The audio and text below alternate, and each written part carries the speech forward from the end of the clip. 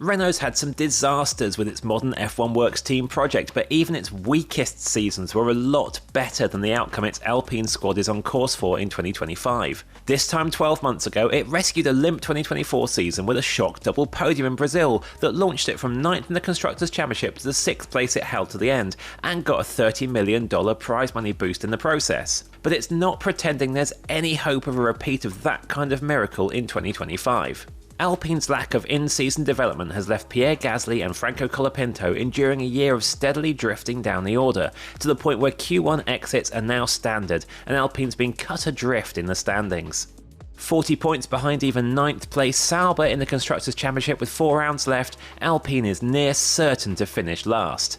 Even in 2016, when Renault reacquired the team, hurriedly swapped its own engines back in instead of Mercedes customer units, and pretty much wrote off its first season back to focus on the 2017 rule changes, it didn't finish last. It didn't in its painfully cash-strapped final seasons under the Lotus name either, or with its misjudged 2001 car at the start of its previous Renault incarnation. It has never propped up the constructors' table before.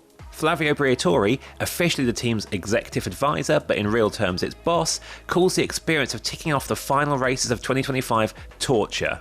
"We are here for winning," he told us in a rare exclusive interview. "We are not here to be a tourist to go around the world." He stands by the decision to abandon work on this year's car early to get a head start on the radically different 2026 rules. But why have things turned out this badly? In one sense, the explanation for Alpine's troubled 2025 campaign is quite simple. Next year, it's dropping its own engine and becoming Mercedes' customer team, which it is confident will be a massive step forward. So to get the biggest head start it could on that switch and the huge regulation changes for 2026, it stopped development of its 2025 car at the earliest opportunity. The hope was that by committing everything super early to the 2026 project, it would be well ahead of other teams that carried on upgrading their current cars. It's the Brawn GP trick, or rather the Honda trick, as it was Honda that abandoned 2008 development and limped home 9th in that championship while it poured resources into creating the car that dominated the start of the new rules era in 2009. Except Honda wasn't around for that because it quit F1, so Ross Brawn rescued its team and reaps the benefits with that famous shock title double. But a legendary tale from the past does not guarantee results in the future, and there is no certainty that Alpine's tactic will definitely pay off, especially as many other teams are convinced they've been able to juggle resources across this year in a way that means their future cars are not compromised, or have been able to turn off the 2025 upgrade taps without their current form becoming as catastrophic as Alpine's.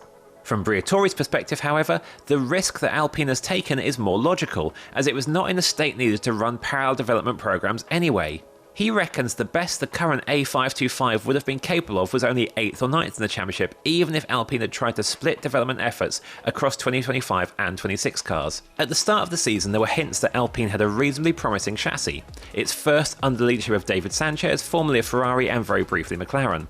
And the car was just being held back by its well-known engine problems. As long ago as 2023, Alpine asked for a holiday from the engine freeze regulations because it was sure it was 15 horsepower down on its rivals, which in the hybrid era leads to further pain through poor energy recovery and weaker battery charging that left it prone to what's known as clipping, where electrical energy cannot keep being deployed and speed drops, leaving a car more vulnerable on the straights. Its request for some development leeway was denied, so Alpine knew it was stuck on that front until the engine regulations changed in 2026. In trying to make up for that disadvantage, it pushed particularly hard with flexi wing tricks to help it straightline speed, so then got hurt again with the early 2025 clampdown on all of that, suffering particularly from the pre-season rear wing changes that got a lot less attention than the later front wing moves. That adds up to a hefty set of problems even if Alpine had kept developing this car. But the reasons it's in that position go much deeper, argues Briatore. Ever wondered what amazing content you're missing inside the Race Members Club? Well, now's the time to check it out for an entire week completely free. Simply click on the link below to get all the bonus content, ad-free videos and podcasts we publish from the 5th to the 12th of November absolutely free. No sign-ups or forms to fill in, just go and enjoy all our new content for free.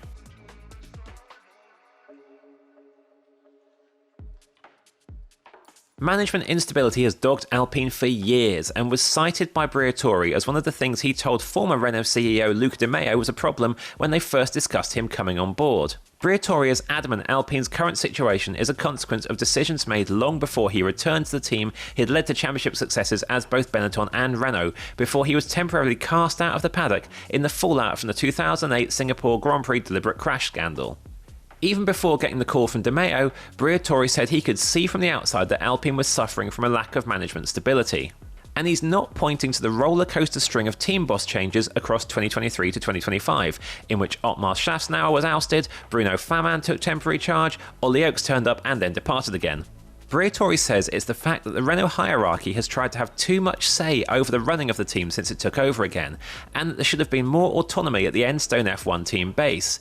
He says he still has the same office at Enstone that he worked from 20 years ago, incidentally, back when Renault was winning titles with Fernando Alonso. But it's the engine situation where Briatore lays the majority of the blame for Alpine's miserable current state. And that's not, he insists, anything to do with the staff at Renault's Viry-Châtillon engine base.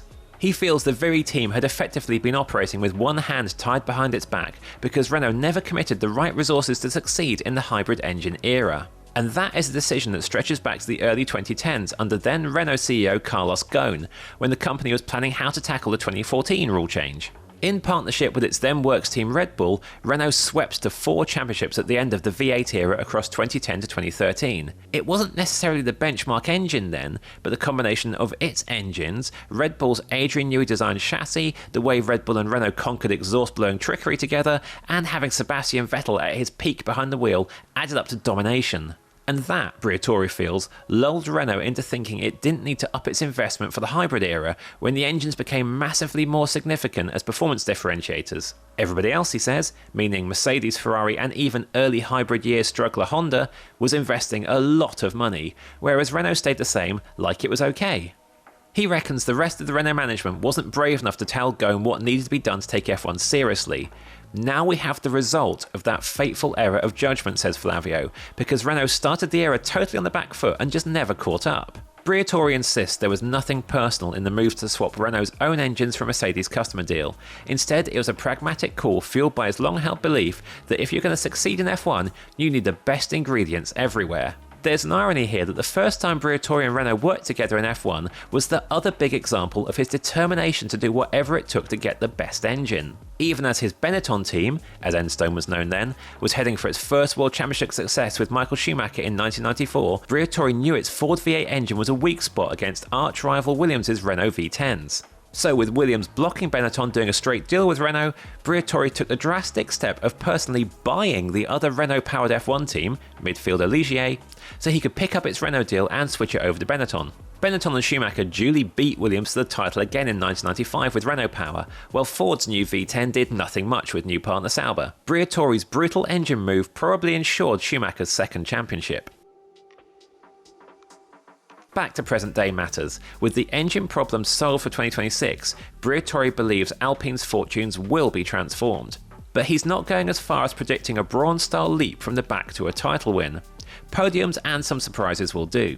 As he puts it, he wants to be in the top 6 on the grid, and when you start from there, you smell the podium already, whereas when you are 14th, 15th, forget it.